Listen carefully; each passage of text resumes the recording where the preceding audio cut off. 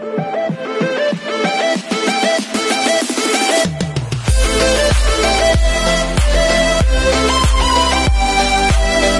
everyone, this is Kijimo Vlogs, a Filipino reactor based here in Saudi Arabia, and welcome back to my channel. Agad-agad, gawin natin the reaction video, ang Kat Den compilation. I want to no longer, let's all watch this. Wait, miss ka na daw, attorney, pauwi na daw siya. Char, ay oo, kasi nasa Thailand, tama ba? Ay, baby, pauwi na ako. Pauwi na siya, baby. Tapos coffee kayo.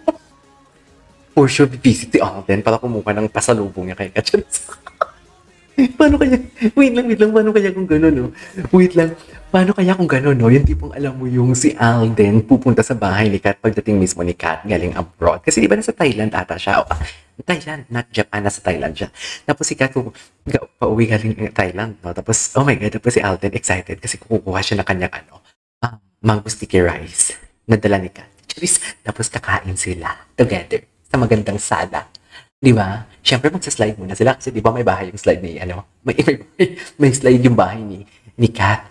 Tapos dala-dala nila mango sticky rice. Doon sila sa likod ng bahay ni Kat. Sa likod na ng bahay ni Kat yun, yung parang garden na parang kung saan din na ginawa yung kanyang house blessing. Saan natin nakita yung Kat din dati na kumakain sa isang table. Sa garden ba yun? Hindi ko pa kasi na-explore ang bahay ni Kat. Uy! At sino ako para i-explore? Charis lang. Di ba? Kain daw si mango sticky rice. Siguro, ano kayang pinag-uusapan nila habang nasa ano? Ay, feeling ko talagang sinasabi siguro ni Kat. Ni Alden kay Kat.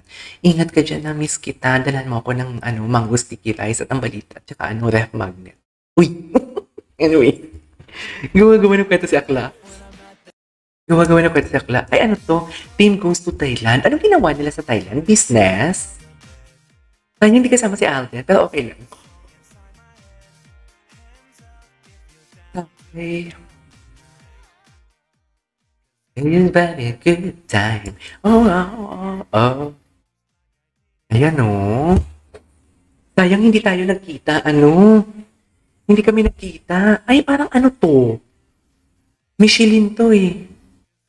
Like a good time. Oh, gabi. Teams ang Thailand goes to Thailand.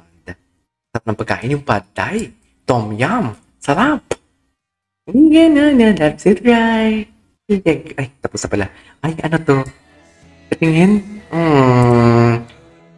Diba? Ay, wait lang. May nag-comment pala sa akin kahapon na this one pala. Ito palang ang kapihan na to. Or I don't know if this is the picture or the other one na hindi kasama daw yung sa scene. Pero ang akala ko talaga kasama yung sa scene. Parang hindi ko naman napansin yun na hindi siya kasama sa scene kasi sobrang dami nangyari. But wait lang, that picture talaga is picture perfect. No? Picture perfect talaga sila ang dalawa doon. And at the same time, na-notice ko talaga sa kanilang dalawa, you cannot deny talaga the fact that the way sila magtinginan, mapa-photoshoot man siyan, mapa-behind the scene, or what do you call this? Mapa-pelikula. Parehas na parehas. Siyempre, mas matimbang yung behind the scene. Diba? Kasi yun yung totoong persona nila, yung behind the scene. Catherine and Alden eh. But, hindi siya problem. But ang perfect dito, kung ano nakikita natin behind the scene, yun din sa screen. So, yan yung ngayon nakukonclude ko na this is not Ethan and Joy anymore. This is Kat Den. Yun yung gusto ko talagang i-emphasize na kasi the scene or the acts that we saw behind the scenes, like kung nagpa-party man sila, is parehas na parehas sa acting skills nila sa Hello Love Again or sa on-screen. So parang alam mo yung this is not about Ethan and Joy anymore. This is Kat Den. And of course, doon sa iyakan, iba yun. Iba yung iyakan. Pero may isang scene doon na nakita ko si Kat na umiiyak siya. Yung nakakulot ang noo niya habang natutulog siya. So parang yun parang napagdaanan to ni Kat. Napagdaanan niya to. Of course, iyakan ka talaga niyang forever. You're being played and whatnot. Ay! Sino ba yan? Si Alora ba yan? Bakit? Asa na ba si Alora ngayon? Walang malaman. Asa na ba si Alora? Bakit nawala si Alora sa mga chika-chika? Maghanap nga tayo, Kat, then, ay, bakit naman sa, ay, ito, kissing scene, kak. Kissing scene reaction. Tingnan natin. Nag-post pa naman ako nito kasi ang kissing scene, dear, ang kissing scene sa amin, dear. Sa totoo lang, ang kissing scene sa amin dito, putol. Nag-post pa nga ako doon sa Facebook nang hindi ko pa siya napapanood. So, mag-showing pa lang. Sabi ko talaga, sana hindi putulin yung ginawa ng cat din na hindi ginawa ng cat niya. Charis. Ang sama ko, ang daming tumawa nun. Pero personal Facebook ko yun hindi Facebook page. Anyways. I hope you find your Tahana Marie.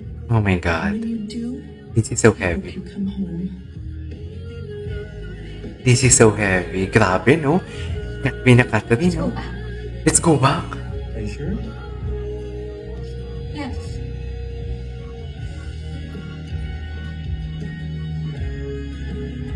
Yeah. Nanay, ang balahibo ko.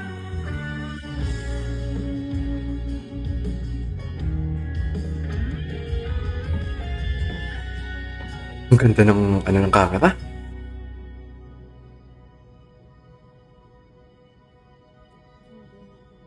Nanay, ang balahibo ko, dear.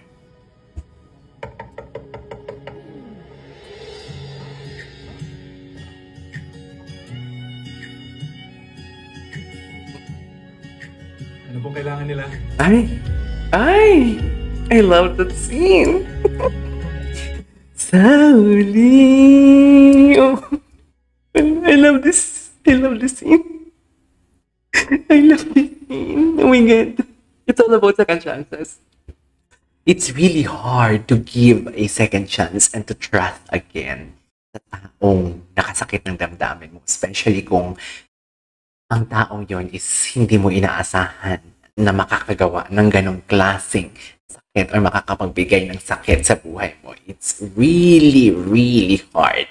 It really took a lot of courage to tell to your mind, body, and soul na, alam mo yon, okay, I can forgive this. I can slide it. Diba? I will let it slide. Parang ganon. Grabe ang ginawa. Diba sabi ko sa'yo dati, Ang ganda niya, grabe. babalik ako. Di ba na ako din ako sa'yo, hihintayin kita. Ngayon, nandito ka na.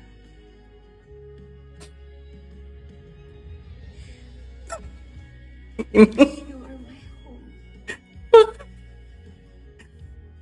You are my more. Oh my God! Seryoso ba? I don't wanna You cry. are my joy. I don't wanna cry for today's video.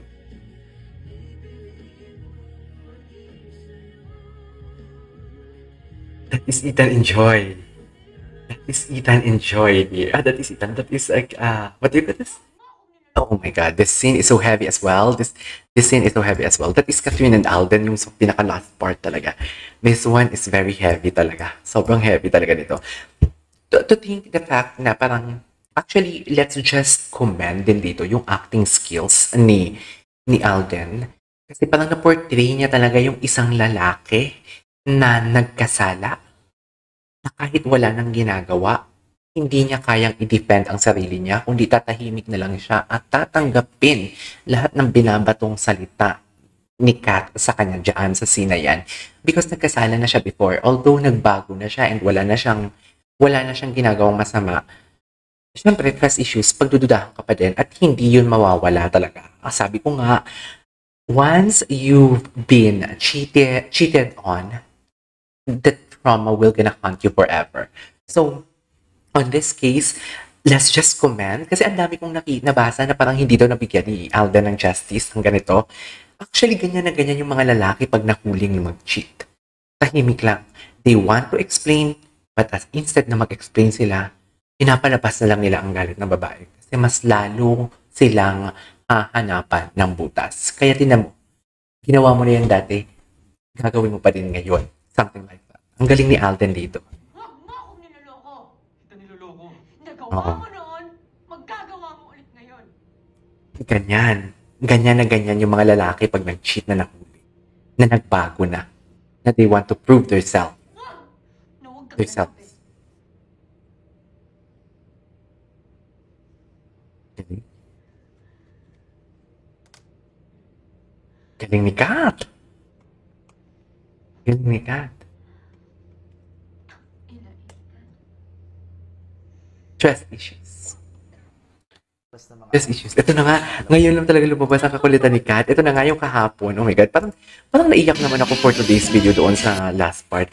Anyways, there you go guys. That is all for today's video. From Kat, then, this is Keisha Vlogs and see you on my next vlog. Bye!